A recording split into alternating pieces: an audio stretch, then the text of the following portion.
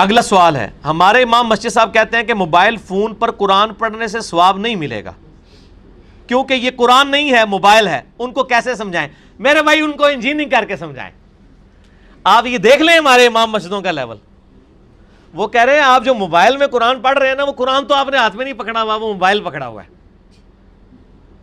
آپ دیکھیں کہ یہ لوگ تعلیمی اعتبار سے کتنا پیچھے رہ گئے ہمارے علماء. ٹھیک ہے نا جی. اسی موبائل کے اوپر کوئی قرات سنے تو وہ کہ نہیں میں نہیں سنوں گا، چونکہ یہ موبائل میں سے قرات آ رہی ہے امام کی، میں نے نہیں سننی کیونکہ امام تو خود ہے ہی نہیں ہے. اے پکی دو انہوں نے نال لال. ٹھیک ہے نا جی. ٹھیک ہے جی.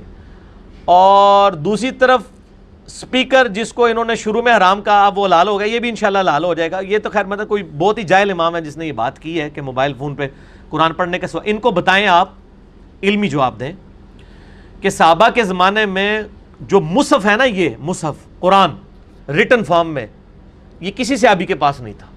یہ چند ایک نسخے تھے جو آپ علیہ السلام نے لکھوائے تھے. سینکڑوں میں بھی نہیں تھے، درجنوں میں بھی نہیں تھے، 1 درجن سے کم نسخے تھے. تو صحابہ کرام قرآن پڑھا کرتے تھے زبانی. تو زبانی قرآن پڑھنے والوں کو اگر ثواب مل رہا ہے تو موبائل پہ پڑھنے والے کو کیوں نہیں ملے گا؟ وہ تو 2 کام کر رہا ہے کہ زبانی بھی پڑھ رہا ہے اور حروف بھی دیکھ رہا ہے.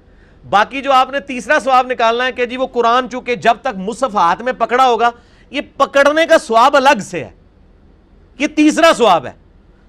اس کو پکڑ کے رکھیں، یہ ایک ثواب ہے. اس کے الفاظ کو دیکھیں، یہ دوسرا ثواب ہے، اور پڑھنا تیسرا ہے. تو 2 ثواب تو مل رہے ہیں ان کو جو موبائل پہ پڑھ رہے ہیں. صحابہ کو تو 1 ثواب ملتا تھا، وہ زبانی پڑھتے تھے. موبائل پہ پڑھنے والے کو 2 ثواب مل رہے ہیں، وہ دیکھ رہے ہیں الفاظ اور پڑھ بھی رہے. پکڑنے والا آپ کی نظر میں نہیں ہے نا، چلے ہم وہ مان لیتے ہیں آپ کو خوش کرنے کے لیے، لیکن پھر بھی صحابہ سے زیادہ ثواب مل رہا ہے عام بندے کو، کیونکہ الفاظ دیکھ بھی رہے اور پڑھ بھی رہے. اے پھکی جے انجینئرنگ کران گے تواڈے نال، اللہ دے فضل نال ایسی انجینئرنگ ہوئے گی کہ بھول جاؤ گے سب کچھ. تو آج کے دور میں جو موبائل سے دیکھ کے پڑھ رہا ہے، اس کو صحابہ کرام جو زبانی پڑھتے تھے اس سے زیادہ ثواب ہے، اگر ان کے وہ لیول اور نیت بھی اس لیول کی ہو. وہ ایک علیحدہ سے بات ہے، اس میں نہیں ہم پڑھ رہے. میں اوورال گنتی کی بات کر رہا ہوں کہ ایک بندہ دیکھ رہا ہے اور ساتھ پڑھ بھی رہا ہے، یہ ڈبل ثواب ہے.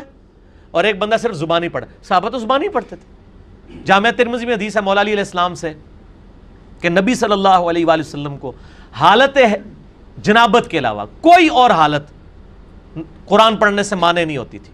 صحیح مسلم میں حدیث ہے، اما عائشہ کہتی ہیں میں حیض سے ہوتی تھی اور نبی صلی اللہ علیہ وآلہ وسلم میری گود میں سر مبارک رکھ کے قرآن پڑھتے تھے. سر اے تو وہ جواب لگ گیا جی.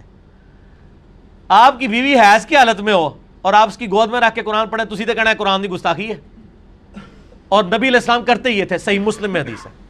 سر ہمارے پاس ایسے جواب ہیں، ایسی ایسی انجینئرنگ ہے کہ سارے انجینئر اور مولوی فیل ہیں، اس لیے کہ انہوں نے جزوی دین لیا ہے، انہوں نے کبھی سوچا نہیں، انہوں نے اپنی عقل استعمال نہیں کی. اور حقیقت بات ہے، جب میرے بھائی آپ سکول سے بھاگے ہوئے لوگوں کو علم دین کی لائن میں ڈالیں گے تو دین کے امام بھی پھر لوڑے لنگڑے لوگ ہی پیدا ہوں گے نا. انٹلیکچوئلز لوگ کیا آئے دین کے اندر؟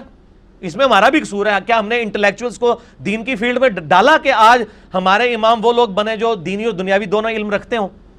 جو بچہ نالائق ہوتا ہے اس کو کہتے ہیں مدرسے میں ڈال دو. تو سر پھر جب دین مدرسے میں اس طرح کے لوگ ڈالیں گے تو انہوں نے لائق تو کون نہیں ہو جانا، انہوں نے بعد میں پھر وہی نالائکیاں کرنی ہے اور آپ کو اپنی مرضی کا دین سکھانا ہے. اما عائشہ کہتی ہیں میں حیض کی حالت میں اور نبی علیہ السلام میری گود میں سر مبارک رکھ کے قرآن پڑھتے تھے، زبان ہی پڑھا کرتے تھے. قرآن پڑھنے کے لیے وضو بھی شرط نہیں ہے، ہاں جنب بھی نہ ہو، وضو کوئی شرط نہیں ہے. صحیح بخاری میں آتا ہے عبداللہ بن عمر اونٹ پہ بیٹھ کے بغیر وضو کی حالت میں قرآن کی تلاوت کیا کرتے تھے اور پھر سجدہ تلاوت بھی کر لیا کرتے تھے اسی حالت میں.